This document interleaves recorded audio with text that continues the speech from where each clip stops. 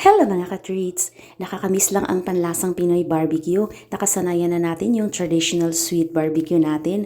Ang mahal na kasi ngayon pag bumili ka tapos kukunti lang kaya bitin. Nakakamiss sa Pinas, sa street food, nakakabili ka ng mura kaya madaming nagbebenta nito. Pwede rin itong gawing pang negosyo kung gusto mo. Sa akin, for fun lang ito. Gumamit lang ako ng pork picnic, nahugasan ko na ito bago i-slice.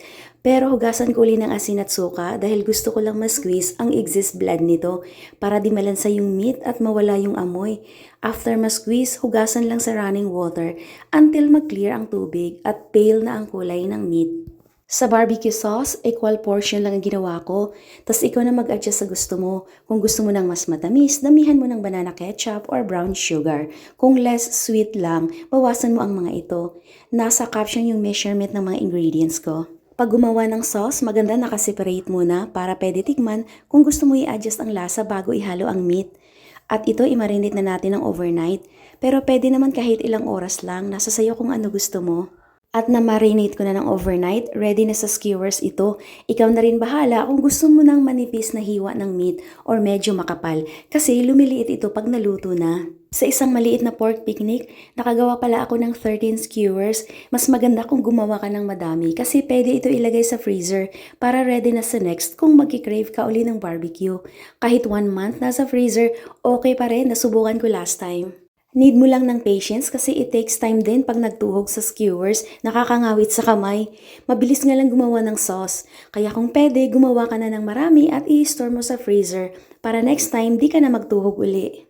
Iba pala ang processing ko sa pag-barbecue, malamig kasi sa labas, kaya no worries pag winter kasi pwede gumamit ng oven. I-bake mo muna with the sauce para lumambot ang meat about 10 to 15 minutes, i-bake mo ng 350 sa preheated oven. At itong barbecue sauce, lagyan natin ng cornstarch or slurry para di masyadong runny bago natin ipahid sa meat for the broiling process. Pag hindi masyadong runny yung sauce, mas kumakapit ito sa meat. At magdagdag ka lang ulit ng ground peppers or brown sugar to taste or kung gusto mo pa i-adjust ang lasa ng sauce. At ang dipping sauce sa barbecue, mostly ginagawa yung soy sauce, vinegar, chopped onions or garlic with sugar. At yung iba may side dish na achara. At malambot na ang meat, ilabas lang natin uli sa oven at lalagyan uli ng sauce. Tapos, iset naman sa broil ang oven. Ang purpose ng broiler, ito yung heat from the top of the oven na may high heat. Direct doon sa niluluto mo, much like grilling.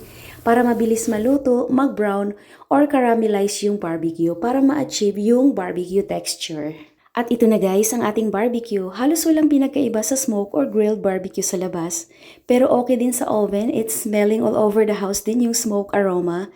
Hindi ito nagda-dry, super lambot. Sunog-sunog din ang konti sa gilid niya dahil sa broiler. Kain po tayo!